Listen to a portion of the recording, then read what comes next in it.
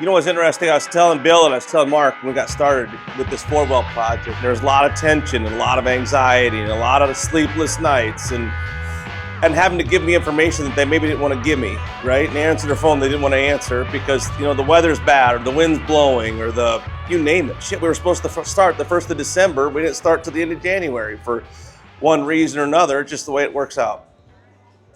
And I'll tell you what's interesting about that. It's kind of like wine. If you drink it early, it's terrible. But if you give it just a little bit of time, it gets a lot better. And, you know, I think that with this whole thing that we started in Bill's house over some donuts in September of 22, you know, I don't think you guys thought it would turn into this. I didn't think that's where your brains went. You thought about drilling oil wells.